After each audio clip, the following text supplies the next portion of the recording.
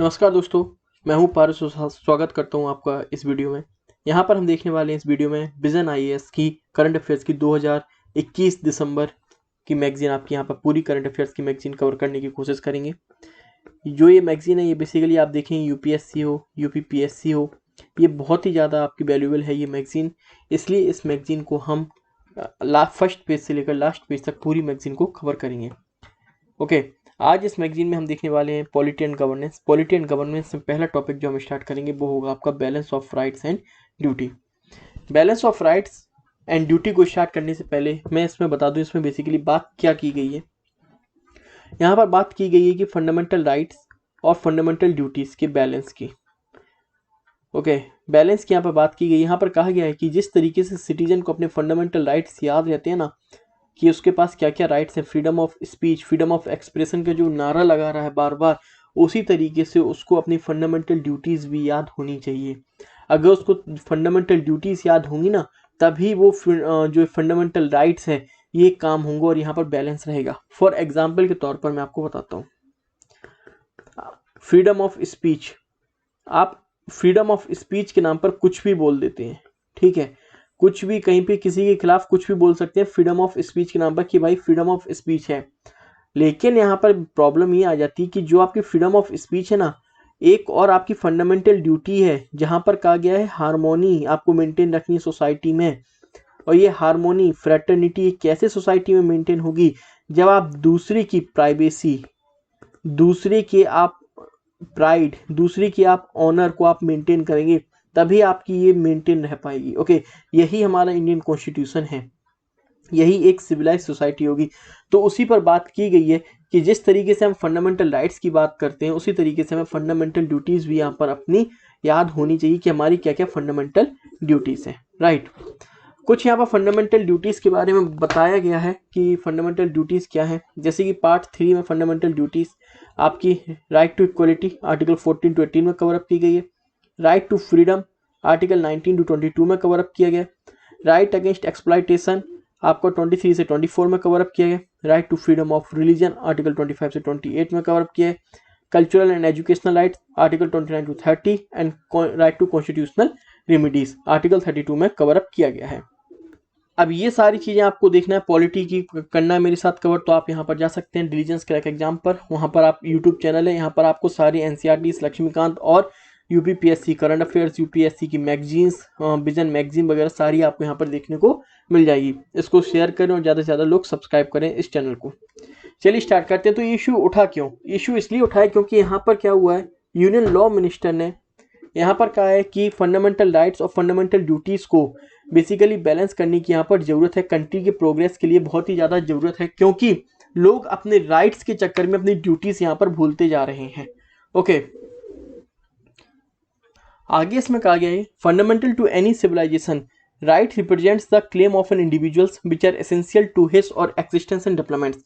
किसी भी सिविलाइजेशन, किसी भी सोसाइटी में आप जाएंगे ना, तो जो राइट्स हैं वो राइट्स बहुत ही ज़्यादा ज़रूरी होते हैं वहाँ पर, वहाँ के डेवलपमेंट के लिए। अब डेवलपमेंट के लिए किस तरीके से इंडिविजुअल लिबर्टी, मान के चलें डेवलपमेंट के लिए किस तरीके से जरूरी होते हैं। अगर आपके पास लिबर्टी नहीं होगी, अगर लिबर्टी नहीं होगी, इक्वलिटी नहीं होगी, तो आप अपना जो व्यू ऑफ पॉइंट है, साइंटिफिक जो आपका टेम्पर है, वो आप यहाँ पर रख ही नहीं पाओगे सबके सामने अगर आपको लिबर्टी नहीं होगी। इसलिए फंडामेंटल राइट एक सिविलाइज सोसाइटी को डेवलप होने के लिए बहुत ज़्यादा जरूरी है। आपको जस्टिस मिलना बहुत ज़्यादा जरूरी है, जहाँ पर आपके पास इकोनॉमिक, सोशल और कल्चरल राइट्स हो। Right to freedom of religion क्या है, आपका कल्चरल राइट्स है।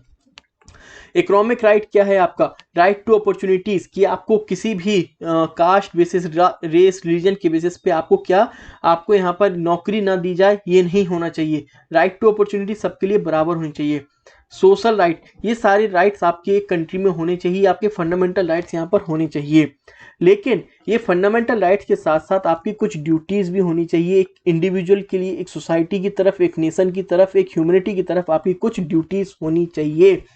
जैसे कि मैंने आपको पहले बताया था, आपकी ड्यूटीज़ है, अगर आपकी fundamental right speech, freedom of speech है, तो दूसरी की प्राइवेसी मेंटेन करना आपकी ड्यूटी है। करेक्ट, तो आपकी कुछ ड्यूटी होनी चाहिए कि आप नेशन की प्राइड को कभी कम ना होने दें, ये आपकी ड्यूटी होनी चाहिए। साइंटिफिक टेम्पर में हेल्प करें, ये आपकी ड्यूटी होनी चाहिए एक नेशन की तरफ। ओके, एग्जाम्पल के तौर पे यहाँ पर दिया गया है, based on rita, natural, right, order और truth, Vedas give the principles of dharma and karma. आपकी कुछ ड्यूटीज हैं और आपके कुछ कर्म हैं जो आपके एक्शंस होंगे, करेक्ट। आगे यहाँ पर बताया गया है कि अगर हम आज के समय पर इंडिया में देखते हैं कि ड्यूटीज और राइट्स किस पार्ट्स में कवर अप की गई हैं, तो फंडामेंटल राइट्स जो है वो पार्ट 3 में कवर अप किए गए हैं और ड्यूटीज जो है वो पार्ट 4 में आपकी कवर अप की गई हैं। फंडामेंटल राइट्स पार्ट 3 के अलावा कुछ बाहर भी हैं, जैसे कि राइट टू प्रॉपर्टी। जैसे कि आपको पता है राइट टू प्रॉपर्टी आपका 7th फंडामेंटल राइट था, लेकिन इसको आप मुझे बताएंगे कमेंट सेक्शन में कि किस कॉन्स्टिट्यूशनल अमेंडमेंट एक्ट के थ्रू राइट टू प्रॉपर्टी आपका फंडामेंटल राइट से हटा दिया गया है। ओके, ये कमेंट सेक्शन में आप मुझे बताएंगे। आज के समय पे जो राइट टू प्रॉपर्टी है वो आपका क्या है, वो आपका कॉन्स्टिट्यूशनल राइट है, वो आपका फंडामेंटल राइट नहीं है। ओके, जिस तरीके से आपके लिए फंडामेंटल राइट आपका कोई छीन नहीं सकता, इंडिस्पेंसिबल है आपका फंडामेंटल राइट, उसी तरीके से आपको ये समझना होगा कि आपकी जो फंडामेंटल ड्यूटीज है ना, वो भी आपकी एक कर्तव्य है, आपका उसको निभाना, आपकी जो ड्यूटीज हैं वो भी इंडिस्पेंसिबल है, करेक्ट।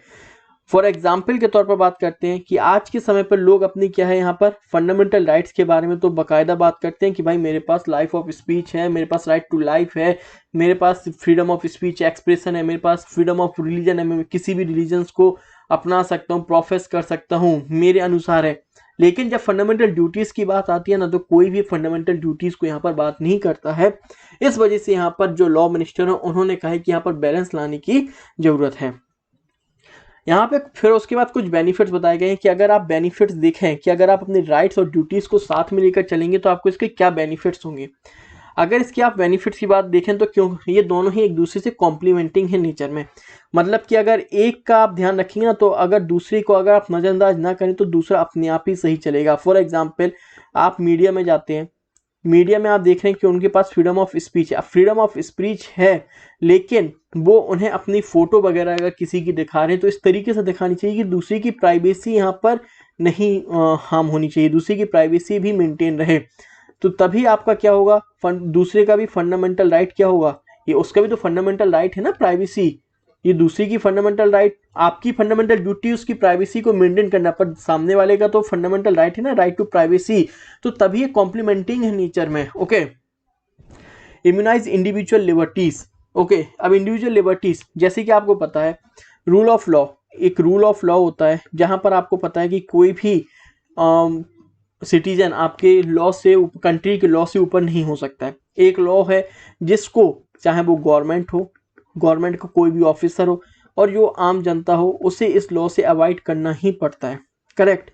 तो ये आपकी फंडामेंटल ड्यूटी है कि इस लॉ को आप अपने अंदर से, आपकी इथिक्स ऐसी होनी चाहिए, आपका इथिकल ऐसा होना चाहिए कि इस लॉ को आप अपनाएं, ना कि गवर्नमेंट आपको फोर्स करे कि इस लॉ को अपनाएं आप। ओके,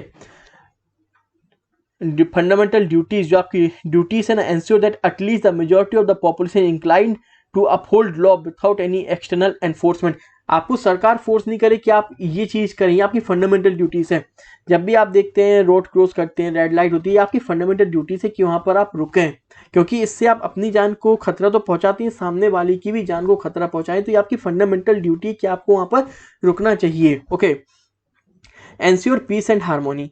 अब एंश्योर पीस एंड हार्मोनी का यहाँ पे क्या मतलब है, duties taken together with rights help administration in constructive engagement with the pupils. It helps in building mechanism to promote a culture of peace and harmony while discouraging acts of violence and all forms of discriminations.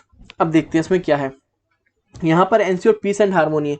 अगर आप अपनी fundamental duty सही से अपनाएंगे, ठीक है, fundamental duties क्या कहती है आपकी, कि आपको यहाँ पर हार्मोनी मेंटेन रखनी है। ओके, हार्मोनी मेंटेन रखनी है। तो जब आप हार्मोनी मेंटेन रहेगी तो आपको क्या होगा, रिस्पेक्ट रहेगा दूसरे रिलीजन की तरफ, रिस्पेक्ट रहेगा दूसरी कम्युनिटी की तरफ।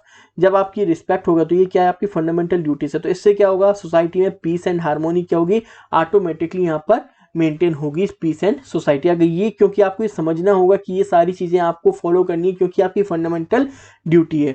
एग्जाम्पल के तौर पर देखते हैं, if one abides by the constitution and respects its institutions honestly, first fundamental duty peace and harmony increases. अगर आपके अंदर रिस्पेक्ट है अपने इंस्टीट्यूशंस को, अपने कॉन्स्टिट्यूशंस को आपको रिस्पेक्ट करना है, जो कि आपकी पहली फंडामेंटल ड्यूटीज है, तो आप देखिए ऑटोमेटिक क्या होगा, ऑटोमेटिक आपके अंदर हार्मोनी इंक्रीज यहाँ पर होगी। Help state in performing duties. Help कैसे करेंगे? अगर आप देखें आपकी फंडामेंटल ड्यूटीज़ है, फंडामेंटल ड्यूटीज़ अगर आप 86 कॉन्स्टिट्यूशनल अमेंडमेंट एक्ट के थ्रू एक फंडामेंटल ड्यूटी सेट की गई थी 6 से 14 साल के बच्चों को एजुकेशन प्रोवाइड करने की। अगर आप ये अपनी ड्यूटीज़ को सही से समझेंगे, पेरेंट्स जो हैं, सिटीजन जो हैं, अगर इस ड्यूटी को सही से समझेंगे ना, तो इससे क्या होगा, आप कहीं ना कहीं सरकार की हेल्प करेंगे, स्टेट्स को हेल्प करेंगे, नेशन को हेल्प करेंगे ग्रोथ करने में कहीं ना कहीं। क्योंकि आप कोई भी जिम्मेदारी अगर आप अपने ऊपर नहीं लेंगे, आप सिर्फ सरकार पर थोप देंगे कि सरकार की जिम्मेदारी है, वो पॉसिबल नहीं होगा। तो इसके लिए क्या होगा, आपको भी इसकी जिम्मेदारी यहाँ पर लेनी होगी। Avoid narrow egoism. अब यहाँ पर क्या है, यहाँ पर common humanity and genuine respect for others. एक दूसरे के प्रति आपको रिस्पेक्ट होनी चाहिए। अगर एक दूसरे के प्रति आपका रिस्पेक्ट होगा तो ह्यूमन राइट वायलेशंस वगैरह नहीं होंगे। अगर एक इसी में एक मैजिनी का यहाँ पर एक स्टेटमेंट है, with the theory of happiness as the primary aim of existence we shall only produce egoistic man। अगर हम अपनी थ्योरी ऑफ हैप्पीनेस पर जाए ना, तो हमारी जो थ्योरी ऑफ हैप्पीनेस है ना, उससे सिर्फ एक ईगोइस्टिक मैन ही निकलेगा। आप अपने आप को खुश देखना चाहोगे, अपने आप को खुश देखने के लिए आप कुछ भी करोगे, तो उससे क्या, वो आपका ईगो कहीं ना कहीं झलका रहा है। जबकि हमें क्या प्रिंसिपल फॉलो करना चाहिए, हमें प्रिंसिपल ऐसा प्रिंसिपल फॉलो करना चाहिए, प्रिंसिपल ऑफ ड्यूटी। उससे क्या होगा, आप धीरे धीरे अपने आप को इम्प्रूव करोगे, इम्प्रूव करेंगे। साथ ही साथ आप क्या होगा, सेल्फ सेक्रीफाइस, आपके अंदर एम्पैथी जैसी फीलिंग्स आएगी। ओके, तो ये सारी चीजें आपको प्रिंसिपल ऑफ ड्यूटी फॉलो करनी है, ना कि प्रिंसिपल ऑफ हैप्पीनेस को आपको फॉलो करना है। अब मैजिनी कौन थी? ये इटालियन की इंटेलेक्चुअल्स पर्सनालिटी मैजिनी। आप जब वर्ल्ड हिस्ट्री वगैरह देखेंगे तो उसमें आपको ये और डिटेल्स में इनके बारे में पढ़ने को मिलेगा। लेकिन दिक्कत क्या आ जाती है, राइट और ड्यूटी साथ में क्यों नहीं चल पा रहे? यहाँ पर प्रॉब्लम क्या आ जाती है राइट एंड ड्यूटीज को साथ में चलने में? सबसे पहली बात तो इनका नेचर डिफरेंट है, ठीक है। अगर आप फंडामेंटल राइट की बात करें और फंडामेंटल ड्यूटीज की बात करते हैं, अब फंडामेंटल राइट्स आपके जन्म के साथ ही चालू हो जाता है, जैसे कि राइट टू लाइफ, ठीक है, राइट टू लाइफ ये आपके जन्म के साथ ही चालू हो जाता है। फ्रीडम ऑफ एक्सप्रेशन, आप रो रहे हो, वो क्या है, वो भी आपका एक एक्सप्रेशन है ना। तो ये आपकी फंडामेंटल राइट क्या आपके जन्म के साथ ही चालू हो जाता है। जबकि अगर हम बात करते हैं फंडामेंटल ड्यूटीज की, फंडामेंटल ड्यूटीज जब तक आप एक सिविलाइज, जब तक आप एक एजुकेट नहीं होंगे, आपके अंदर लिटरेसी नहीं होंगे, जब तक आप फंडामेंटल ड्यूटीज को कैसे फॉलो कर पाओगे? आपको नॉलेज तो होना चाहिए ना कि आपका कॉन्स्टिट्यूशन है क्या, आप किस कंट्री में हैं आप, तो उसके लिए क्या होगा, आपको पढ़ना लिखना होगा, तभी आप ये होंगे। तो इसमें डिफरेंस ऑफ नेचर है। दूसरा क्या है, राइट आप प्रिकॉर्सर्स टू द ड्यूटीज। जब तक आपके अंदर बेसिक डिग्निटी नहीं होगी, फुलफिलमेंट नहीं होगा आपके राइट्स के, इंडिविजुअल्स अपनी ड्यूटीज को यहाँ पर परफॉर्म नहीं कर सकता है। एजुकेशन के बिना सोशल जस्टिस, जेंडर इक्वलिटी जैसे प्रिंसिपल्स आप कैसे समझ पाएंगे क्या होते हैं? Different legal status, legal status different है। फंडामेंटल राइट्स आपके अगर कोई फंडामेंटल राइट्स अगर सरकार इसके वायलेट करती है, तो इसके पास आप डायरेक्टली सुप्रीम कोर्ट जाने का आपके पास प्रावधान है, आप डायरेक्टली सुप्रीम कोर्ट जाएंगे। लेकिन अगर फंडामेंटल ड्यूटीज फुलफिल नहीं हो रही तो इसको ये एनफोर्स नहीं किया जाता है, एनफोर्स नहीं कर सकते, क्योंकि नॉन एनफोर्सिएबल है नेचर में। अब जब ये नॉन एनफोर्सिएबल नेचर है तो आप कोई इसके बाद अब ऑप्शन ही नहीं है। अगर नहीं कर रहा है कोई फंडामेंटल ड्यूटीज को, तो उसके लिए क्या कर सकते हैं? तो यहाँ पर यह एक डिफरेंस क्रिएट कर रहा है। यहाँ पर यही कारण है कि आज फंडामेंटल राइट्स का जो पल्ला है ना, तो वो ऊपर को है, फंडामेंटल ड्यूटीज का पल्ला नीचे है। It provides a potential leeway to state from its responsibilities. अगर हम इसको बराबर कर देंगे, अब क्या होगा, फंडामेंटल राइट्स और फंडामेंटल ड्यूटीज को अगर हमने इक्वल कर दिया, मतलब कि इसको भी एनफोर्सिबल बना दिया, तो अब स्टेट के पास क्या होगा, स्टेट के पास एक ऑप्शन आ जाएगा कि अगर वो सीधा कह सकता है कि भाई ये बंदा अपनी फंडामेंटल ड्यूटी फॉलो नहीं कर रहा है, और जब ये बंदा फंडामेंटल ड्यूटी फॉलो नहीं कर रहा है तो हम इसके फंडामेंटल राइट्स का भी ध्यान नहीं रखेंगे, सीधी सी बात है। तो यहाँ पे क्या होगा, फिर एक कॉन्फ्लिक्ट स्टार्ट हो जाएगा, ठीक है। अब फिर कहीं ना कहीं फिराटोक्रेसी टाइप का रूल स्टार्ट हो जाएगा। तो ये सारी चीजें खत्म करने के लिए हमारे जो कॉन्स्टिट्यूशनल फादर्स हैं उन्होंने फंडामेंटल ड्यूटीज तो एक तो पहली बात इंक्लूड ही नहीं की थी, इंदिरा गांधी जी की गवर्नमेंट ने इंक्लूड की थी, और सरदार स्वर्ण सिंह ने जब उनसे कहा था कि इसको बेसिकली एनफोर्सिबल होना चाहिए, पर उन्होंने एनफोर्सिबल नहीं रखी थी। ओके, यही कारण है। सो आप अगर ड्यूटी फुलफिल नहीं कर रहे हैं तो ये एक एक्सक्यूज नहीं हो सकता है स्टेट के पास कि हम इनको फंडामेंटल राइट्स नहीं देंगे, ऐसा एक्सक्यूज नहीं बना सकती states. Wagyu and subjective nature. अब वैग्यू एंड सब्जेक्टिव नेचर में क्या है, कई सारी आप फंडामेंटल ड्यूटीज जब पढ़ेंगे ना तो उसमें कई सारे शब्द इस टाइप से यूज किए गए हैं जो कि अपने आप में एक वैग्यू है, जो कि क्लियर मीनिंग नहीं प्रोवाइड करें कि कहना क्या चाहते हैं। तो उस वजह से हर एक डिफरेंट पर्सनालिटीज, हर एक डिफरेंट जो पॉलिटिकल रिसर्चर्स है ना, वो उसका अलग अलग मीनिंग निकाला, तो वो भी एक प्रॉब्लम यहाँ पर क्रिएट हो रही है। तो अब करना क्या चाहिए, मतलब मैंने आपको बता दिया कि भाई साथ में चलने से क्या क्या फायदे हैं, ठीक है, और साथ में क्यों नहीं चल पा रहे हैं दोनों। तो आप भाई करें क्या, करने के लिए यहाँ पर क्या बताया गया है, to preserve human rights and dignity, एक मिनिमम बैलेंस होना चाहिए, एक मिनिमम बैलेंस को मेंटेन करने की जरूरत है। फंडामेंटल राइट्स और फंडामेंटल ड्यूटीज में एक बैलेंस यहाँ पर होना चाहिए। जैसे कि state accepting its primary responsibility, state को एक प्राइमरी रिस्पॉन्सिबिलिटी को एक्सेप्ट करना चाहिए कि उनकी ये प्राइमरी रिस्पॉन्सिबिलिटी है कि वो ह्यूमन राइट्स जो हैं, राइट्स जो फंडामेंटल राइट्स हैं ना लोगों के, उसको प्रमोट करेंगे, उसको प्रोटेक्ट करेंगे, चाहे वो ड्यूटीज करें या ना करें, पर उनकी तो ड्यूटी है, स्टेट की तो ड्यूटी है, वो उन्हें अपनी ड्यूटी तो करनी ही पड़ेगी। दूसरा point, meeting the minimum core rights of citizen, एक जो मिनिमम क्राइटेरिया फिक्स कर लेना चाहिए, जैसे कि इकोनॉमिक, सोशल और कल्चरल राइट्स जो हैं वो तो कम से कम यहाँ पर मिनिमम हमें प्रोवाइड करना ही पड़ना है, तभी क्या है जो उनकी एडिक्वेट स्टैंडर्ड ऑफ लाइफ है वो प्रोवाइड हो पाएगा। रूट ऑफ डेमोक्रेसी को हमें ज़्यादा से ज़्यादा डिपेंड करना होगा, फ्री एंड फेयर इलेक्शन करने होंगे, अपॉर्चुनिटीज़ प्रोवाइड करनी होगी जिसमें कास्ट, रिलीजियन, रेस, ये सारी चीज़ों का यहाँ पर रोल नहीं होना चाहिए।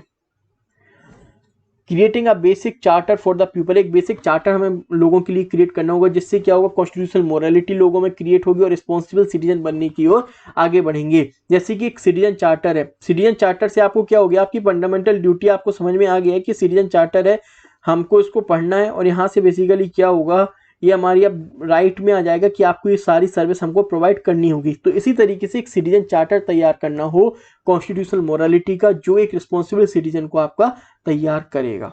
Okay, as article 29 of the universal declaration of the human rights क्या कहता है, everyone has duties to the community in which alone the free and full development of his personality is possible, हर किसी के पास duty होती है अपनी community के लिए, in which alone the free and full development of its personality is possible.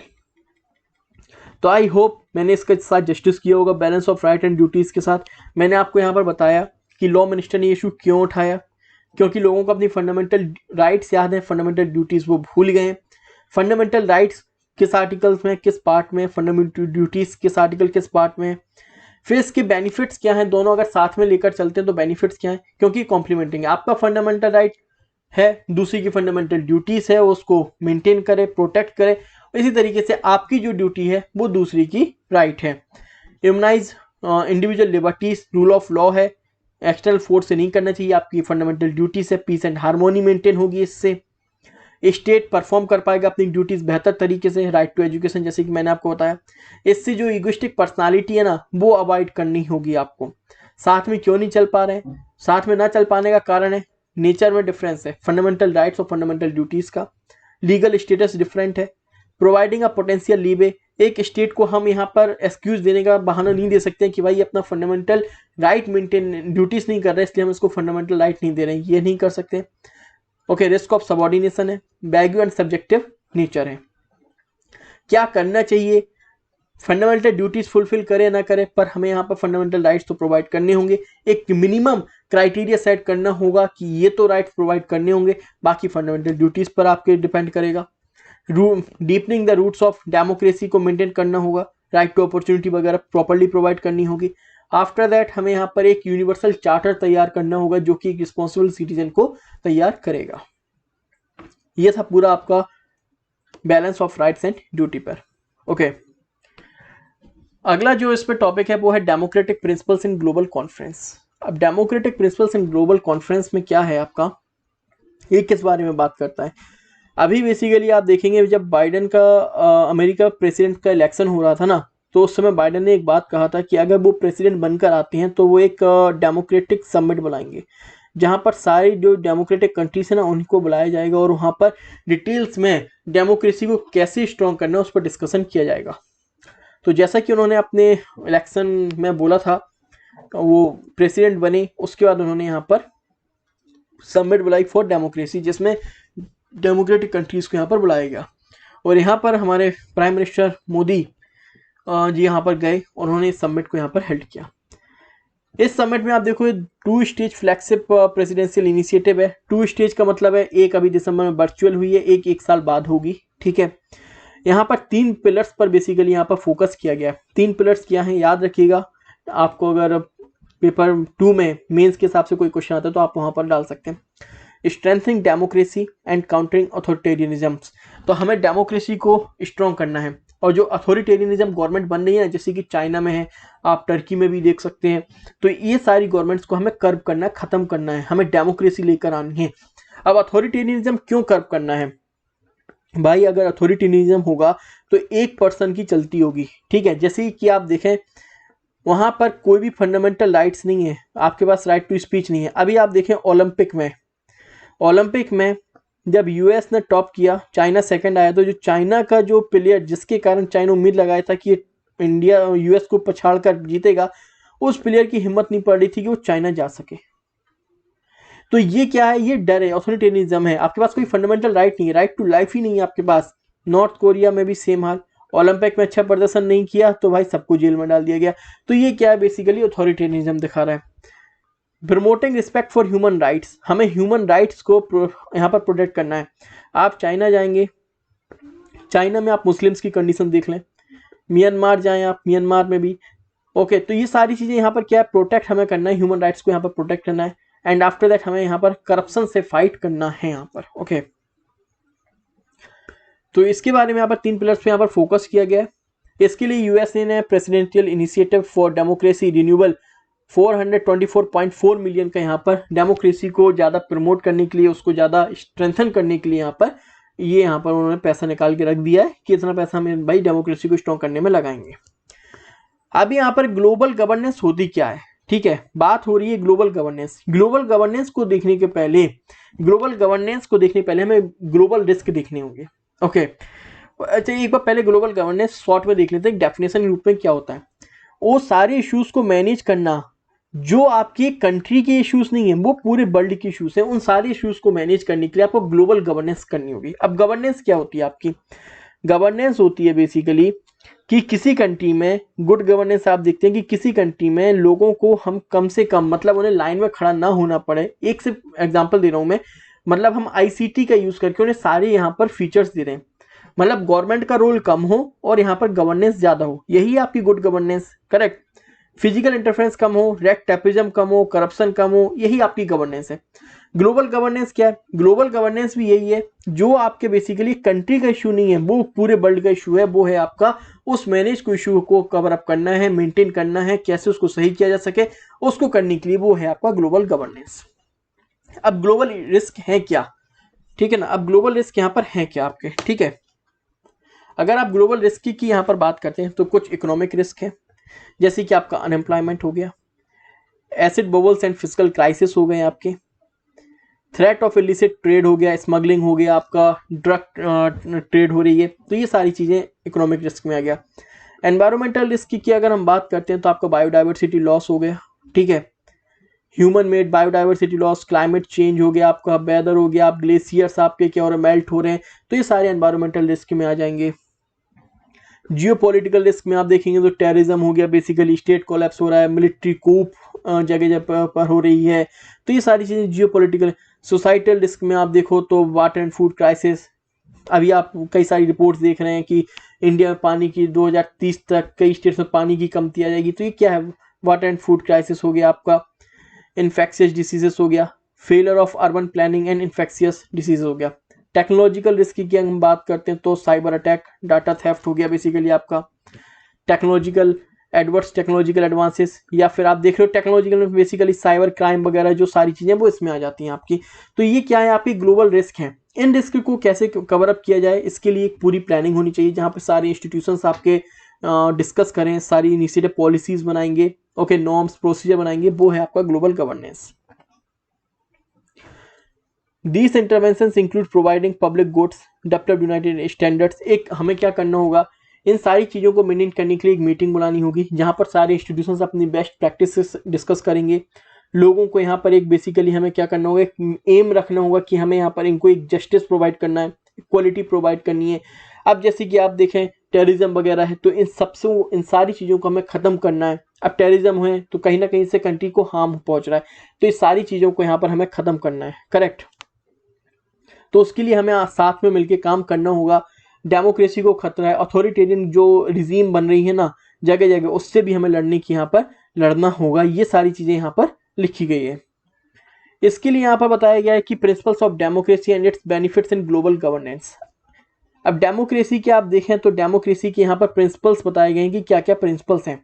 तो यहाँ पर डेमोक्रेसी की कुछ प्रिंसिपल्स हैं, जैसे कि रिप्रेजेंटेटिव गवर्नमेंट्स हो गया, पार्टिसिपेटरी इंगेजमेंट हो गया, इम्पार्शियल एडमिनिस्ट्रेशन हो गया, checks on governments and fundamental rights.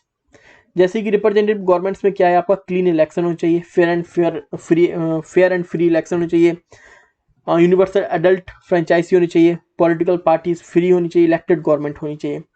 यही डेमोक्रेसी का फीचर्स है। एनजीओ वगैरह का रोल होना चाहिए, वो अपनी आवाज़ यहाँ पर रेज कर पाए। चाइना में क्या एनजीओ वगैरह है कि अपनी आवाज़ रेज कर सकते हैं? बिल्कुल भी नहीं कर सकते हैं।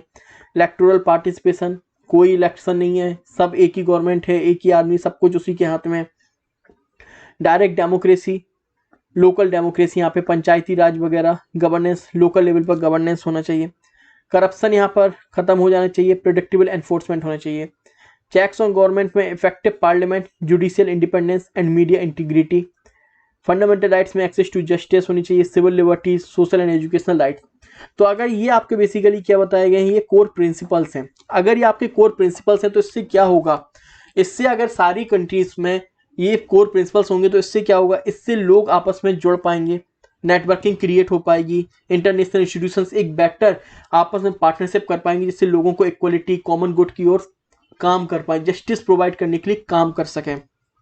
ओके, इस तरीके से ग्लोबल डेवलपमेंट गोल्स को तैयार करना होगा, जिससे सिटीजन सेंट्रिक जो पब्लिक सर्विस है ना वो प्रोवाइड हो पाए, फंडामेंटल राइट्स को यहाँ पर प्रमोट कर पाए, फंडामेंटल राइट्स को और ज़्यादा स्ट्रेंथन कर पाए। उसके लिए इस तरीके से गवर्नेंस सिस्टम को हमें यहाँ पर मेंटेन करना होगा।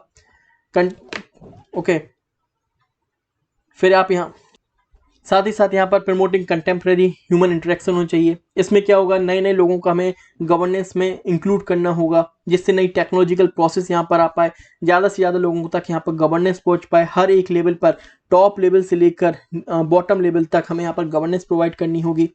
यहाँ पर हमें इस तरीके से काम करना होगा, जैसे कि प्रमोट आपका डिफरेंशिएटेड रिस्पॉन्सिबिलिटीज़, मतलब कि एक क्लाइमेट के लिए, जैसे कि आप देखते हैं पेरिस क्लाइमेट में क्या हुआ है, पेरिस क्लाइमेट डील में हर किसी कंट्री को यहाँ पर वर्ल्ड में क्लाइमेट चेंज की तरफ काम करना है, लेकिन उसकी जितनी कैपेबिलिटीज है, ओके, उस हिसाब से वो कितना रिस्क पहुंचा रहा है क्लाइमेट चेंज को, उसके हिसाब से डिफरेंशियल रिस्पॉन्सिबिलिटीज है, उसके हिसाब से काम करना होगा यहाँ पर। After that establishing an inclusive, accountable and responsible sovereign Nations यहाँ पर हमें क्रिएट करने होंगे। लेजिटिमेसी देनी होगी गवर्नमेंट को। अब लेजिटिमेसी कैसे आएगी गवर्नमेंट की, जब डेमोक्रेटिक इलेक्टेड गवर्नमेंट होगी, लोगों को विश्वास होगा, तभी तो यहाँ पर लेजिटिमेसी आएगी। वही आपका डेमोक्रेसी है एक किस्म का। लेकिन आप यहाँ पर देखें तो कई सारे आपको चैलेंजेस यहाँ पर देखने को मिलेंगे। अब चैलेंजेस कैसे आपको देखने को मिलते हैं, जैसे कि राइजिंग अथॉरिटेरिज्म्स। कई जगहों पे आप देख रहे हैं 2021 की global state of democracy report है, उसमें आप देखेंगे कई सारी कंट्रीज अथॉरिटेरियन डायरेक्शन में मूव कर रही हैं। तो अब हमें इसको रोकना होगा, ये कहीं ना कहीं आपका एक चैलेंज है। Questions on electoral integrity. अब इलेक्टोरल इंटीग्रिटी पे भी कई बार यहाँ पर क्वेश्चंस क्रिएट हो रहे हैं, करेक्ट। करप्शन तो आपको पता है एक मेन इशू है, इंडिया में तो अर्थशास्त्र में भी करप्शन के बारे में डिस्कस किया गया है। फिर डिसइंफॉर्मेशन, मिसयूज ऑफ टेक्नोलॉजी आप देख रहे हैं, सोशल मीडिया, यहाँ पर क्या हो रहा है, जो बेसिकली जो हेटेड स्पीच वगैरह है उससे क्या हो रहा है, ये सारी चीज़ें डेमोक्रेसी को कहीं ना कहीं हार्म पहुँचा रही हैं। तो अब बात ये आती है कि हमें करना क्या चाहिए।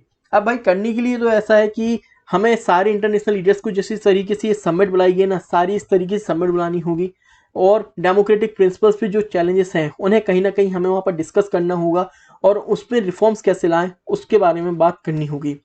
जैसे कि सबसे पहले strengthening democratic values and institutions. हमें डेमोक्रेटिक जो वैल्यूज हैं, आपने कोर प्रिंसिपल्स देखे डेमोक्रेटिक के, इन वैल्यूज को यहाँ पर स्ट्रॉन्ग करना होगा। अब स्ट्रॉन्ग कैसे कर सकते हैं, जब हम यहाँ पर लोगों को विश्वास दिला पाएँ, ओके, नए नए प्राइवेट सेक्टर्स को यहाँ पर इंक्लूड कर पाएंगे, सिविल सोसाइटीज यहाँ पर आ पाएंगी, जो गवर्नमेंट अगर कोई स्कीम्स लेकर आ रही है तो वो उस पर जांच रख पाए, चेक कर पाए कि वो सही या नहीं है। तो इससे स्ट्रेंथन वैल्यूज जो है एक अथॉरिटेरियन गवर्नमेंट की ओर नहीं मूव कर पाएंगे। आपको एनजीओ को यहाँ पर ज़्यादा से ज़्यादा पावर देनी होगी।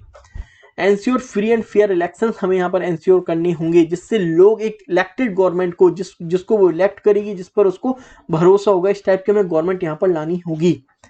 Free and independent media, independent media आपको पता है कि थर्ड पिलर है मीडिया आपका, ठीक है। किसी भी कंट्री का एक एम बहुत अहम पिलर होता है मीडिया, इसको हमें फ्री रखना होगा। ओके, करप्शन से हमें लड़ना होगा। अब करप्शन से लड़ने के लिए क्या करना होगा? करप्शन से लड़ने के लिए हमें टेक्नोलॉजी की ओर जाना होगा।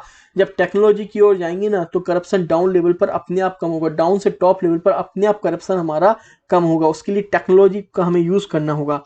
डेमोक्रेसी को हम टेक्नोलॉजी से हमने जैसे कि बताया कि स्ट्रॉन्ग कर सकते हैं। जैसी नई नई आप देख रहे हैं, नए नए जैसी सोशल मीडिया प्लेटफॉर्म्स हैं, क्रिप्टो करेंसीज हैं, इन सारी चीज़ों को हमें टेक्नोलॉजीज के थ्रू और ज़्यादा स्ट्रेंथन करना होगा। Okay, addressing democratic deficits, by democratic reforms को हम और ज़्यादा स्ट्रेंथन करें। वीक इंस्टीट्यूशंस हैं जैसे कि, तो उनकी क्या इश्यूज हैं, वो क्यों वीक हैं, जो गवर्नेंस किसी एरिया में आप देख रहे हो वीक है तो क्यों वीक है, उस पर हमें यहाँ पर काम करने की ज़रूरत है। साथ ही साथ हमें यहाँ पर कई सारे जो इंटरनेशनल ऑर्गेनाइजेशंस हैं या जो रीजनल ग्रुप्स हैं उनमें भी शामिल होना होगा कि अगर वो ऑथोरिटेरियन गवर्नमेंट की ओर जाते हैं तो उन्हें कैसे वापस लाया जा सके। जैसे कि हम एशियान, यूरोपियन यूनियन में भी यहाँ पर शामिल होना चाहिए। Bring reforms to global institutions, हमें यूएनएससी वगैरह जैसी ग्लोबल इंस्टीट्यूशंस हैं, इनमें रिफॉर्म्स लाने की ज़रूरत है, जिसमें जो बाकी डेमोक्रेसीज कंट्रीज है ना उनको यहाँ पर ज़्यादा से ज़्यादा आवाज़ देने की ज़रूरत है। अब जैसे कि यहाँ पर ये बात तो की गई है, अब वही बात आ जाती है ना कि इंडिया आज खुद एक पावरफुल कंट्री बन गई है, लेकिन इंडिया की यहाँ पर वीटो पावर इंडिया को नहीं मिल रहा है। तो अभी ज़रूरत है कि यूएनएससी कंट्रीज में हमें यहाँ पर रिफॉर्म्स लाने की बहुत ज़्यादा ज़रूरत है। आई होप ये क्लियर हो गया होगा आपको democratic principles in global governance क्या है आपका। नेक्स्ट हम बात करेंगे यहाँ पर पब्लिक अकाउंट्स कमेटी की। ओके, अब यहाँ पब्लिक अकाउंट्स कमेटी में क्या हुआ है, अभी क्यों न्यूज़ में था। पब्लिक अकाउंट्स कमेटी ने अपने 100 साल पूरे कर लिए। ओके, 100 साल पूरे कर लिए पब्लिक अकाउंट्स कमेटी ने। पब्लिक अकाउंट कमेटी आपकी ओल्डेस्ट पार्लियामेंट्री कमेटी है, जो कि आपकी 1921 में बनी थी। 1919 गवर्नमेंट ऑफ इंडिया 1919 मॉन्टेग्यू को कैम्सफोर्ड रिफॉर्म्स के तहत इसको बनाया गया था। इसी के साथ आप यहाँ पर देखते जाए डिफरेंस करते हुए, जो इसके बाद एक एस्टीमेट कमेटी, एक कमेटी ऑन पब्लिक अंडरटेकिंग्स है। एस्टीमेट कमेटी 1950 में बनी आपकी, और कमेटी ऑन पब्लिक अंडरटेकिंग्स आपकी 1964 में बनी। करेक्ट। पब्लिक अकाउंट कमेटी 1919 के थ्रू बनी थी आपकी, और पब्लिक ऑन अंडरटेकिंग्स 1964 में कृष्णा मेनन कमेटी की रिकमेंडेशन पर यहाँ पर इसको तैयार किया गया था। मेंबर्स की बात कर लेते हैं तो पब्लिक अकाउंट कमेटी में 22 मेंबर्स हैं, 15 मेंबर्स लोकसभा से, 7 मेंबर आपके राज्यसभा से होंगे। एस्टीमेट कमेटी में पहले ओरिजिनली देखें तो 25 मेंबर थे, लेकिन 1956 में इसमें 30 मेंबर कर दिए गए। Public committee on public undertakings की बात करते हैं तो इसके मेंबर 1974 में 22 मेंबर कर दिए गए, 15 और 7, 15 लोकसभा से, 7 मेंबर राज्यसभा से। इसका बेसिकली आप इसमें मेंबर्स देखेंगे लोकसभा राज्यसभा दोनों से होंगे, एस्टीमेट में सिर्फ लोकसभा से होंगे, और पब्लिक अंडरटेकिंग्स में लोकसभा राज्यसभा दोनों से होंगे। इसमें आप चेयरमैन की बात करते हैं तो चेयरमैन अपोजिशन पार्टी से होगा, ठीक है, अपोजिशन पार्टी से होगा। लेकिन 1966 तक 1967 तक क्या था, इसमें जो चेयरमैन होता था वो रूलिंग पार्टी से होता था। अब पीएसी कमेटी में आप देखेंगे तो अपोजिशन से चेयरमैन होगा। एस्टीमेट कमेटी में जो चेयरमैन होगा वो आपका रूलिंग पार्टी से होगा। Public committee on public undertakings में भी आपका जो चेयरमैन होगा वो रूलिंग पार्टी से होगा। करेक्ट, इतनी बात याद रखिएगा। इसके बाद इसमें याद रखिएगा जो स्पीकर होता है ना आपका पब्लिक अकाउंट कमेटी का, उसको अपॉइंट करता है चेयरमैन। चेयरमैन अपॉइंट करता है, चेयरमैन को स्पीकर अपॉइंट करता है। सेम यहाँ पे भी है और सेम यहाँ पे भी, स्पीकर के द्वारा चेयरमैन को अपॉइंट किया जाता है यहाँ पर। अब ये आपके देखेंगे ये पीएससी के लिए या स्टेटमेंट में भी, यूपीएससी में भी इससे क्वेश्चन यहाँ पर पूछे जा सकते हैं कि इसका पहला प्रेसिडेंट कौन था। तो WM हेले पहले प्रेसिडेंट थे इसके। इंडियन प्रेसिडेंट की बात करते हैं तो भूपेंद्र नाथ मित्र इसके पहले प्रेसिडेंट थे। और लास्ट प्रेसिडेंट बिफोर इंडिपेंडेंस की बात करते हैं तो लियाकत अली खान थे। तो 3 नाम आपको याद रखना है, WM हेले, करेक्ट। इसके बाद आप देखेंगे भूपेंद्र नाथ मित्र, BN मित्र याद रखिएगा, एंड तीसरा नाम आपको लियाकत अली खान का यहाँ पर याद रखना है। तो ये फर्स्ट प्रेसिडेंट थे, ये पहले इंडियन प्रेसिडेंट थे, and this is the last, he is the last president जो कि आपके लियाकत अली खान थे, ठीक है। बाकी चीजें मैं आपको यहाँ पर बता ही चुका हूँ। यह हर साल बेसिकली कॉन्स्टिट्यूट होती है पार्लियामेंट के द्वारा। क्यों कॉन्स्टिट्यूट होती है? एप्रोप्रिएशन जो अकाउंट होता है उसके द्वारा। अब एप्रोप्रिएशन अकाउंट क्या होता है आपका? एप्रोप्रिएशन अकाउंट बेसिकली क्या होता है, आपको पता है कि ये गवर्नमेंट है आपकी। अब गवर्नमेंट को यहाँ पर आप देखते हो कि कई सारी स्कीम्स वगैरह बनती हैं, एक बजट पेश करती है। तो गवर्नमेंट को यहाँ पर पार्लियामेंट क्या करती है, पार्लियामेंट गवर्नमेंट को एक अप्रूवल देती है कि कंसोलिडेट फंड ऑफ इंडिया से आप यहाँ पर पैसे खर्च कर सकते हैं। और जो वो पैसे खर्च करती है ना, जो वो अकाउंट कहलाता है, वो अकाउंट कहलाता है आपका एप्रोप्रिएशन अकाउंट। तो याद रखिएगा कि एप्रोप्रिएशन अकाउंट क्या होता है। तो इसको ये चेक करती है कि गवर्नमेंट को जो परमिशन मिली थी पार्लियामेंट के द्वारा, क्या उसने उसमें जो पैसा मिला उसको एक्सपेंडिचर करने के लिए क्या उसने किया या नहीं किया। पूरा भी देखेंगे हम डिटेल में। Annual finance account government of India का एंड सच अदर अकाउंट्स जो कि पार्लियामेंट के द्वारा कमेटी को यहाँ पर बताया गया हो कि ये सारे अकाउंट्स यहाँ पर देखें। एक बात और इसमें जो बहुत ही ज़्यादा इंपॉर्टेंट है वो याद रखिएगा, जो पब्लिक अंडरटेकिंग्स या फिर गवर्नमेंट कंपनीज जो कि आपकी कमिटीज ऑन पब्लिक अंडरटेकिंग्स के अंडर में आती है ना, वो सारे इसमें नहीं रिव्यू करती है, वो कमिटी ऑन पब्लिक अंडरटेकिंग्स यहाँ पर करेगी। अब पीएससी जो है वो किस तरीके से अपनी रिपोर्ट्स को एग्जामिन करती है, क्या होता है, सीएजी को यहाँ पर सेटअप किया गया अंडर आर्टिकल 148 में। सीएजी क्या करता है, सीएजी अपनी रिपोर्ट देता है एप्रोप्रिएशन अकाउंट्स पर, फाइनेंस अकाउंट्स पर और audit report on public undertakings पर। ये जो रिपोर्ट है ये बेसिकली यहाँ पर प्रेसिडेंट को दे देता है, प्रेसिडेंट हाउस ऑफ पार्लियामेंट में रिपोर्ट देता है, वहां से हाउस ऑफ पार्लियामेंट से ये रिपोर्ट पीएससी को दी जाती है, पब्लिक अकाउंट कमेटी को ये रिपोर्ट दी जाती है। वो फिर इस कमेटी को यहाँ पर इस रिपोर्ट को, ऑडिट रिपोर्ट जो आती है उसको यहाँ पर चेक करती है। अब वो किस तरीके से यहाँ पर चेक करती है, सबसे पहले स्क्रूटनाइज करती है एप्रोप्रिएशन अकाउंट्स। आई होप अब क्लियर होगा एप्रोप्रिएशन अकाउंट्स क्या होता है आपका। जो रिपोर्ट्स चेक करती है सीएजी की, क्या वो मैच कर रहा है या नहीं कर रहा है। एप्रोप्रिएशन अकाउंट्स में इनकम और एक्सपेंडिचर ये सारी चीजें यहाँ पर चेक होती हैं। इसके बाद ये चेक करती है कि जो मतलब पैसा आप लक्ष्मीकांत देखेंगे तो लक्ष्मीकांत में यहाँ पर बताया गया है कि एप्रोप्रिएशन अकाउंट चेक करती है कि गवर्नमेंट को जो पैसा मिला वो सही से खर्च हुआ नहीं हुआ, जिस अथॉरिटी को पैसा दिया गया क्या उसी अथॉरिटी ने पैसा खर्च किया या नहीं किया, या रीअप्रोप्रिएशन हुआ तो वो सही से हुआ या नहीं हुआ। ये सारी चीजें आपकी यहाँ पर चेक की जाती है एप्रोप्रिएशन अकाउंट्स में। पीएससी अपने आप को सेटिस्फाई भी करती है कि जो पैसा खर्च हुआ है, ओके, जो पैसा खर्च हुआ है वो कंफर्म करता है अथॉरिटी से कि जिस अथॉरिटी को पैसा देने की बात की गई थी उस अथॉरिटी ने किया या नहीं किया, और रीअप्रोप्रिएशन भी यहाँ पर रूल्स के अकॉर्डिंग हुआ या फिर नहीं हुआ। आप लक्ष्मीकांत देखें यहाँ पर, इसमें कुछ और भी पॉइंट्स हैं। एप्रोप्रिएशन अकाउंट हो गया आपका, लीगली हो गया। इसके बाद to examine the accounts of state corporation trading concerns and manufacturing projects and the audit reports of CAG on thems. वो सारी कंपनीज को छोड़कर जो पब्लिक अंडरटेकिंग्स में है वो कमिटीज ऑन पब्लिक अंडरटेकिंग देखेगा उनको, बाकी चीजें यहाँ पर एक चेक करता है। Autonomous and semi autonomous bodies की भी यहाँ पर ये ऑडिट चेक करता है, ऑडिट करता है रिपोर्ट्स को सही है या नहीं है, ठीक है। सीएजी की रिपोर्ट को भी यहाँ पर कंसीडर करते हुए स्टोर्स और स्टॉक्स को भी यहाँ पर चेक करता है कि सही से ऑडिट हुआ है या नहीं हुआ है। इसके बाद to examine the money spent on any service during a financial in excess of the amount granted by the Lok Sabha for that service.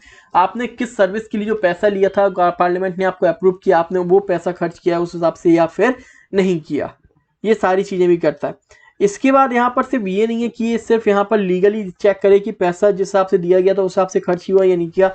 इसके बाद यहाँ पर पीएससी का काम ये भी होता है कि जो पैसा है, ठीक है, जो भी गवर्नमेंट ने यहाँ पर आपको, पार्लियामेंट ने यहाँ पर पैसा अप्रूव किया था वो आपने सही तरीके से, मतलब कि ऐसा तो नहीं है कि कोई स्कीम जिसकी कोई इफेक्टिविटी ही नहीं है वो पैसा वेस्ट हो गया, ऐसा तो नहीं है कि आपने तो भाई ठीक है आपने कोई स्कीम कर दी और वो स्कीम की इस रीजन में मान के चलो जरूरत ही नहीं थी, अब वो क्या हुआ, वो तो पैसा फिर वेस्ट हो गया ना। तो इस कंसर्न को भी वो देखता है कि क्या ये वेस्ट तो नहीं हुआ ये मनी आपका, ओके। अभी यहाँ पर आप देखो इंपॉर्टेंस क्या है, इंपॉर्टेंस ये है basically public morality in financial matter को मेंटेन करता है, ये इनडिस्क्रिमिनेशन को मेंटेन करता है कि कहीं पर ऐसा ना हो, पॉलिसीज एंड प्रोग्राम्स ऐसा ना हो कि सरकार अपनी मनमर्जी से कोई भी प्रोग्राम कहीं पर भी चला रही है। मान के चलें ए डिस्ट्रिक्ट है आपका, ए डिस्ट्रिक्ट में प्रधानमंत्री सड़क योजना यहाँ पर लागू है, फॉर एग्जांपल बात कर रहा हूँ मैं। अब मान के चलो उसकी स्कीम की यहाँ पर कोई जरूरत ही नहीं थी पर आपने पैसा खर्च कर दिया, पैसा तो मतलब रोड की कोई जरूरत नहीं थी, पहले से सब कुछ सही खास था, तो आप पैसा खर्च कर दिया, वापस उस पर काम करते जा रहे हो, तो ये फिर वेस्ट हो जाता है ना। तो उसके लिए साथ ही साथ इसमें क्या है, यहाँ पर इम्प्लीमेंटेशन देखता है कि सही से हुआ या नहीं हुआ, इस इफेक्टिव है, स्पीड एंड इकोनॉमिकल इम्प्लीमेंटेशन और पॉलिसी में कोई डिले तो नहीं हो रहा है किसी तरीके से, एक अपनी आंख बना के रखता है बेशफुल एक्सपेंडिचर तो नहीं हो रहा है यहाँ पर। साथ ही साथ एक क्या है, ये एक रिपोर्ट बन जाती है जिसके थ्रू जो पॉलिसी मेकर्स होते हैं उन्हें हेल्प होती है। साथ ही साथ जैसे कि जो आपकी सिविल सोसाइटीज वगैरह होती है ना, उनको भी यहाँ पर एक valuable information, various stakeholders को एक वैल्यूएबल इन्फॉर्मेशन प्रोवाइड करता है कि गवर्नमेंट किस तरीके से यहाँ पर काम कर रही है। लेकिन पीएससी की जो ये आप देख रहे हो ना, इंपॉर्टेंस के अलावा इसकी जो वीकनेस है ना वो बहुत ज़्यादा है, जो इसकी इंपॉर्टेंस को नल एंड वाइड कर देती है। जैसे कि यहाँ पर कोई टेक्निकल एक्सपर्टाइज नहीं है। टेक्निकल एक्सपर्टाइज क्यों नहीं है? अब आप देखते हो कि 22 मेंबर हैं, 15 मेंबर लोकसभा से, 7 मेंबर राज्यसभा से, एमपीज बैठे हैं। अब इनकी एजुकेशन क्या होगी जो ये टेक्निकल चीज़ें समझ पाएंगे? तो टेक्निकल एक्सपर्टाइज नहीं है। ये क्या करता है, मैंने आपको बताया था, सीएजी अपनी रिपोर्ट करेगा, सीएजी प्रेसिडेंट को रिपोर्ट देगा, प्रेसिडेंट पार्लियामेंट हाउस में रिपोर्ट पेश करेगा, पार्लियामेंट हाउस फिर कमेटी बिठा लेगा, और सीएजी अपनी रिपोर्ट में बहुत ज़्यादा डिले करता है। अब जब सीएजी अपनी रिपोर्ट में बहुत ज़्यादा डिले करता है तो उसके कारण क्या प्रॉब्लम आती है, मान के चलें किसी ऑफिसर ने यहाँ पर कोई डिसीजन लिया, तो जब तक सीएजी रिपोर्ट बनाएगा पीएससी के पास वो रिपोर्ट जाती है ना, वो ऑफिसर तो वापस चला ही जाता है। तो examining officers who are currently holding a charge are not those who are taking the decision. तो जिसने डिसीजन लिया वो तो चला ही गया भाई, तो सामने वाला जो बैठा है वो क्या इसमें बताएगा आपको। पीएससी की जो फाइंडिंग्स है ना वो एक रिकमेंडेशंस के रूप में होती है, बाइंडिंग तो है नहीं गवर्नमेंट पे। अब गवर्नमेंट को उसने जैसे बाइंडिंग कहा कि भाई जो स्कीम है ना वो इस रीजन में चल नहीं रही है, आप यहाँ पर मत करो। अब गवर्नमेंट का माने नहीं हमको तो करना है, तो बाइंडिंग है ही नहीं है। No dedicated time slot in parliament discussion. अब पीएससी ने अपनी यहाँ पर मान के चले एक रिपोर्ट अपनी पेश कर दी पीएससी ने कि यहाँ पर ये रिपोर्ट है, ये हमको यहाँ पर समझ में आई, ये वेस्टफुल एक्सपेंडिचर वगैरह हो रहा है, लेकिन उसका किसी के पास टाइम ही नहीं है कि वो भाई उस रिपोर्ट को डिस्कस करे। पार्लियामेंट के पास टाइम ही नहीं है। अब आप देख रहे हो आजकल तो बिल भी बिना डिस्कशन के ही पास हुए हैं, तो पीएससी की रिपोर्ट कहाँ से डिस्कस हो पाएगी। वेरी लिटिल जो ब्यूरोक्रेट्स हैं जो कि आप पॉलिसी बनाएंगे, इन फ्यूचर बना रहे हैं आप लोग, ओके, या फिर आप बनाओगे पॉलिसी, तो टाइम ही नहीं है, वो पढ़ते ही नहीं है पीएससी रिपोर्ट को, बनी कचड़े के डब्बे में गई, ये हाल हो चुका है पीएससी की रिपोर्ट का। तो अभी जरूरत क्या है, अभी जरूरत है कि भाई हमें जो पीएससी की जो स्ट्रेंथिंग है ना उसको स्ट्रेंथन किया जा सके। अब वो स्ट्रेंथन कैसे की जाएगी, तो इसके लिए क्या करना होगा, एक सीएजी के साथ तो सबसे पहले एक बेटर रिलेशन बनानी होंगी। जब बेटर रिलेशन होंगे तो सीएजी से कह पाएंगे भाई जो सीएजी की जो आप यहाँ पर ऑडिट रिपोर्ट बना रहे हो ना थोड़ा जल्दी बनाओ, टाइम से बना के दो ना सीएजी की रिपोर्ट यहाँ पर। तो उसके लिए क्या करना होगा कि आप जब सीएजी का अपॉइंटमेंट करें तो आप पब्लिक अकाउंट कमेटी से यहाँ पर डिस्कशन कर सकते हो कि यहाँ पर ये करें। एग्जामिनेशन क्या होगा, सही से होगा, टाइम से एग्जामिनेशन होगा, इश्यूज जो भी यहाँ पर करप्शन का इशू या कोई भी इशू है वो सामने फटाफट आएगा।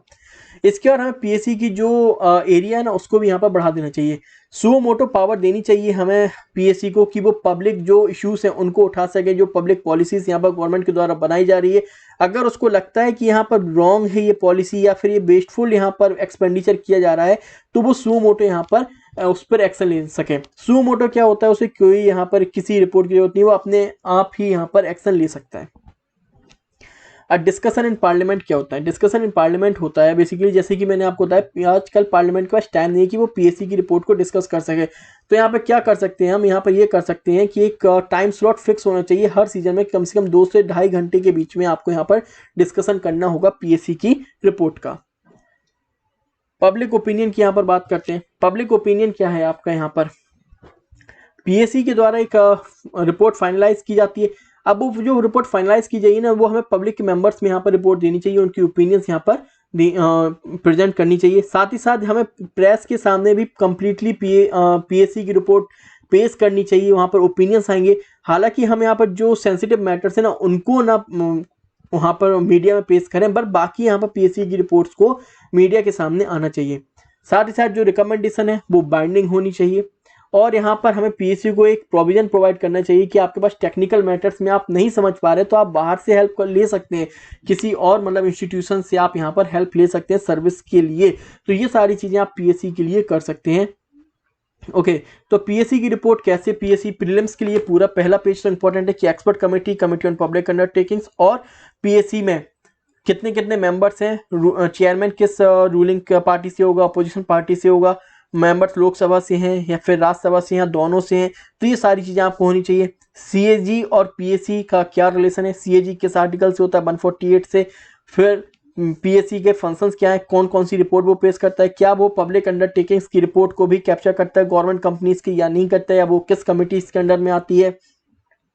मेंस के लिए फिर आपका इंपॉर्टेंट आ जाता है कि क्या क्या इश्यूज फेस कर रहा है पीएससी, इंपॉर्टेंस क्या क्या है पीएससी की, हमें वे फॉरवर्ड में क्या करना चाहिए। तो इस तरीके से आप इसको याद कर सकते हैं।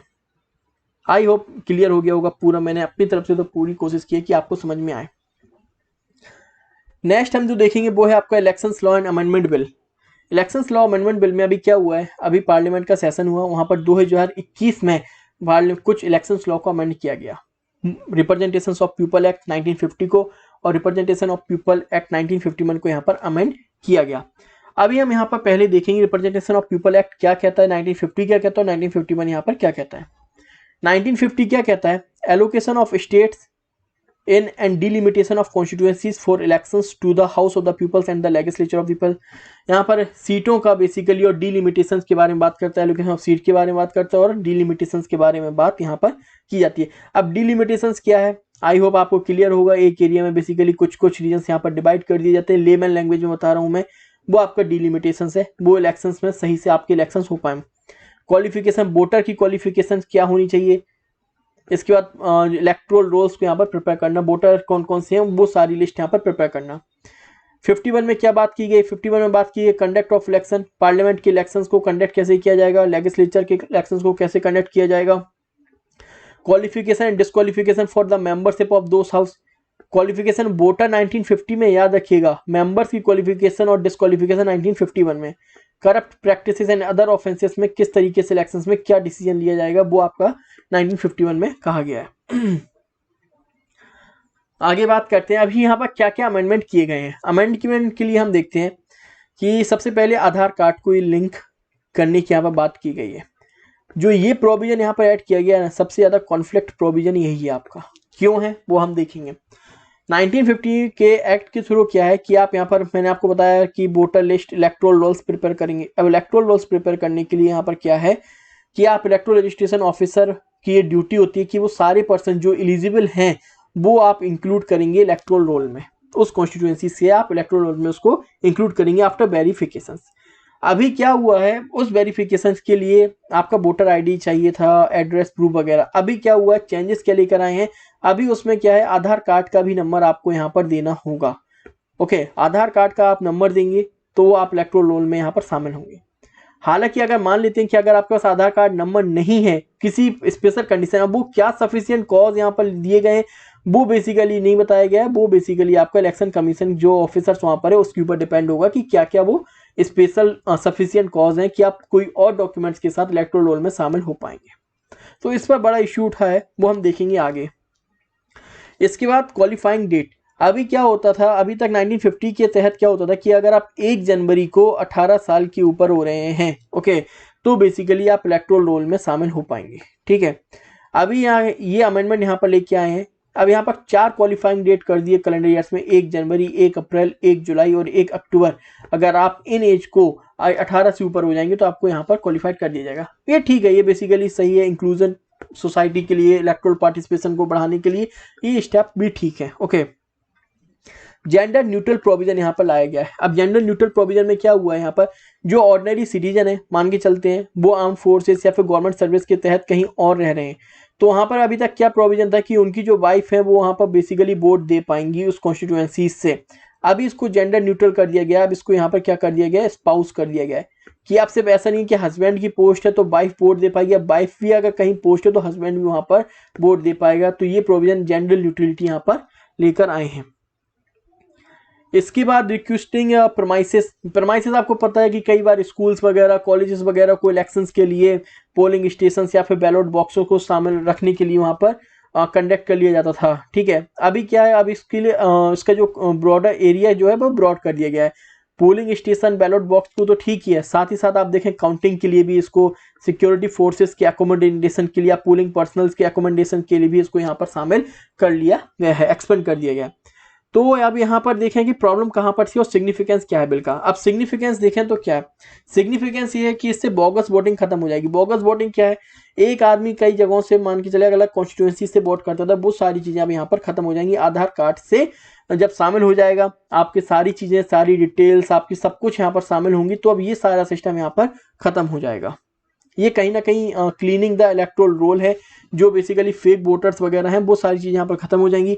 इवन पार्लियामेंट्री स्टैंडिंग कमेटी ने भी इस चीज को सही ठहराया कि यूनिक जो आधार आईडी कोड है ना, उसको हमें वोटर आईडी से यहाँ पर शामिल कर लेना चाहिए। इससे ऑर्डिनरी रेजिडेंस का जो बेसिकली प्रोविजन है वो सही हो जाएगा, जो फेक वोटर्स हैं वो सारे यहाँ पर खत्म हो जाएंगे। ओके, तो आप ये पॉइंट यहाँ पर डाल सकते हैं। Improving the accessibility to voting. अब improving the accessibility to voting, अब क्या है, जैसे कि जो माइग्रेंट वर्कर्स हैं, मान के चले यूपी के वर्कर्स हैं, गुजरात में जाके काम कर रहे हैं, तो अभी क्या करते थे, अब अभी वापस तो आते नहीं थे, पर अब इससे क्या होगा, हम इन माइग्रेंट वर्कर्स को यहाँ पर क्या होगा, इलेक्शन कमीशन यहाँ पर ट्रैक कर पाएगी। ट्रैक करने के बाद इनको यहाँ पर वोट करने के लिए इलेक्टोरल पार्टिसिपेशन यहाँ पर इंक्रीज हो पाएगा।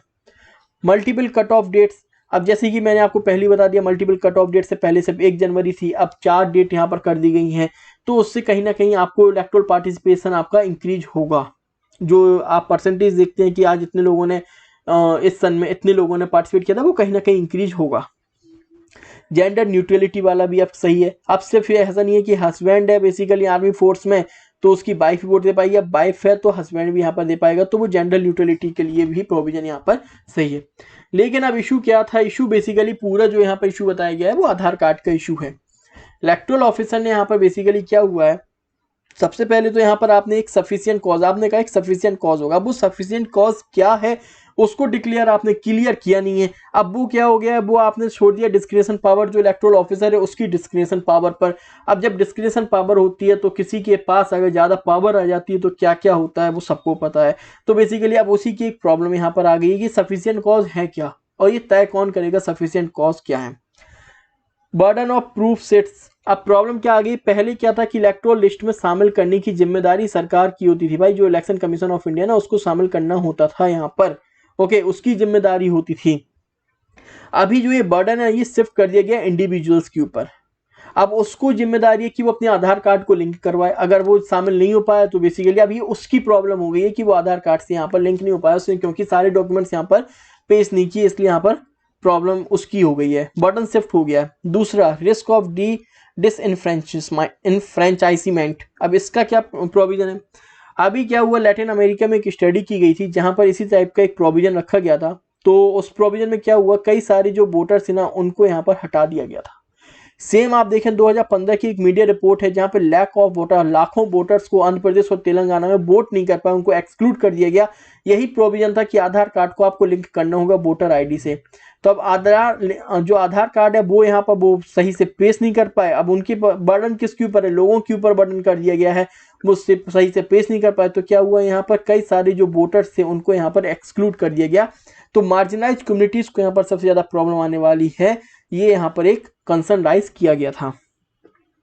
पॉलिटिकल प्रोफाइलिंग होने का भी चांस है। पॉलिटिकल प्रोफाइलिंग क्या है यहाँ पर, अब आपके पास आधार कार्ड है, आधार कार्ड से आपको पता है कि आपको ये सारी डीबीटी हो गया या फिर राशन वगैरह हो गया कि किस एरिया में किस स्कीम्स का कितना ज़्यादा उपयोग उठाया जा रहा है। ठीक है, मान के चलें कोई स्कीम्स है, सुकन्या स्कीम, कोई भी स्कीम, तो आप देखें यहाँ पर ये सारी स्कीम्स ज़्यादा यहाँ पर स्कीम, तो आप इस टाइप की गवर्नमेंट के पास पावर होगी कि इस टाइप की स्कीम इस एरिया में और ज़्यादा यहाँ पर कर सके, जिसमें वोटर्स जो है ना वो रूलिंग गवर्नमेंट को यहाँ पर वोट कर सके। तो इससे एक पॉलिटिकल प्रोफाइलिंग यहाँ पर हो सकती है, वो एक यहाँ पर प्रॉब्लम है।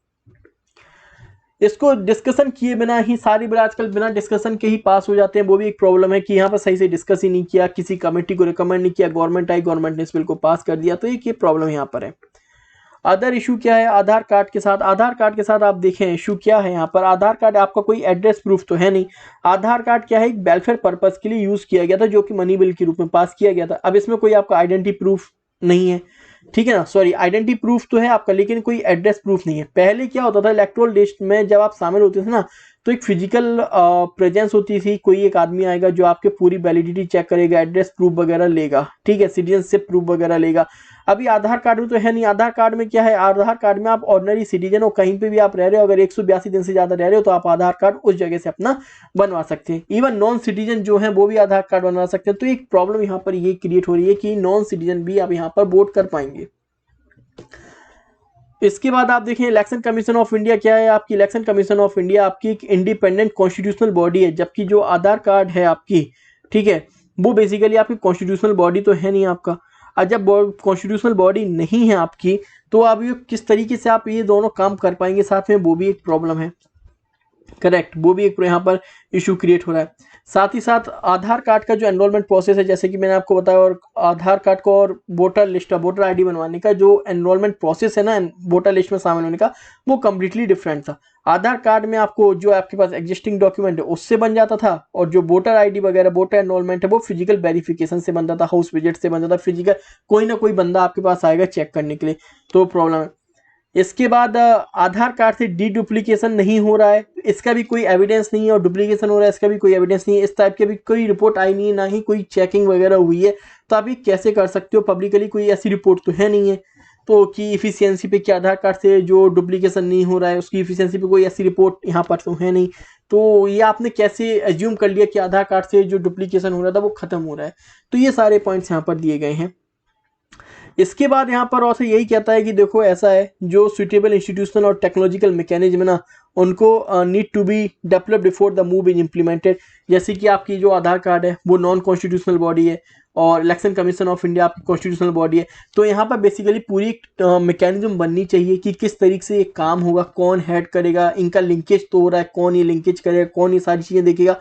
जब तक पूरी मैकेनिज्म अगर नहीं बन पाती है ना, अगर इस टाइप से आप करेंगे तो बहुत ही ज़्यादा आप साइबर क्राइम का भी खतरा है, लोग हैक करके पूरा डेटा यहाँ से रिलीज हो सकता है। पर्सनल डाटा जो है उसकी लॉ पर भी, उसके जो पर्सनल डाटा है उसके ऊपर भी मतलब खतरा है। तो ये सारी चीज़ें आपको यहाँ पर देखनी होगी। फ्री एंड फेयर इलेक्शंस में भी यहाँ पर प्रॉब्लम क्रिएट हो सकती है, जैसे कि नॉन सिटीजनशिप यहाँ पर आधार कार्ड बनवा सकते हैं। तो इन सारी चीज़ों को पूरी मैकेनिज्म आप पहले तैयारी कर लो भाई, कोई जल्दबाजी नहीं है, तैयारी कर लो। उसके बाद आप यहाँ पर अपना जो आधार कार्ड का और इलेक्ट्रोल का है वो शामिल आप कर सकते हैं। तो आज के लिए हमने देखे 4 टॉपिक यहाँ पर देख चुके हैं। अगली जो वीडियो आएगी उसमें हम एंटी कन्वर्जेंस लॉ से स्टार्ट करेंगे। और वीडियो अगर पसंद आती है तो लाइक शेयर एंड सब्सक्राइब जरूर करें। And thank you so much.